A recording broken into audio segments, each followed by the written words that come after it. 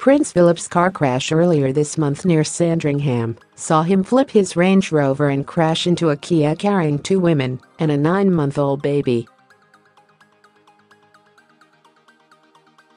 The passenger, Emma Fairweather, suffered a broken wrist, while driver Ellie Townsend escaped with cuts and bruises and her young son was uninjured. Podcast on Air featured royal experts Omid Scobie and Emily Andrews, who gave their opinion that the palace's response in the days following the car accident was a PR disaster. Ms. Andrews began. The palace put out a press release, which was quite bland, to say that Duke of Edinburgh had been involved in an accident, which I actually thought from a PR point of view was very sensible. However, she said, when I read the press release I thought, goodness, it's massively being underplayed here. Mr Scobie agreed, really minimised. Ms. Andrews continued, it sounded as if it was just a prang. 2 women had been injured, and there was a 9-month-old baby in the back of the car, and that does augment it. Mr. Scobie added, it was my first question when I saw the statement.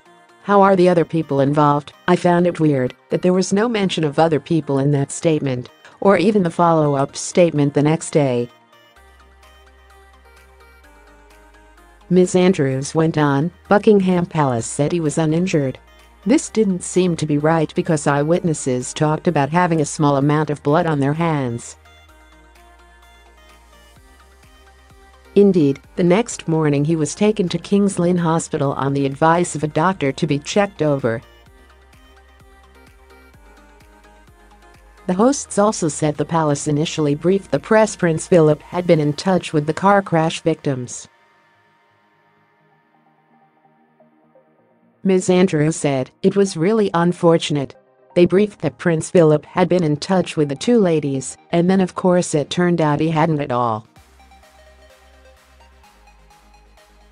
Maybe there was just a bit of a breakdown in communication.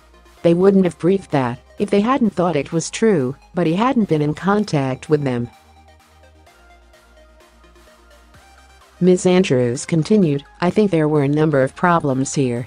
The Duke of Edinburgh is retired, I'm not even sure if he has a private secretary anymore, and if he does, the private secretary is based in London. Certainly the Queen's private secretary, her old private Sir Christopher Geidt, was effectively pushed out last year by Prince Charles. There is no way that under Geidt's watch this PR disaster would have happened. I don't think anyone realized how this would pan out. Mr. Scobie added, what was interesting about all of this was the follow-up, because there were many questions.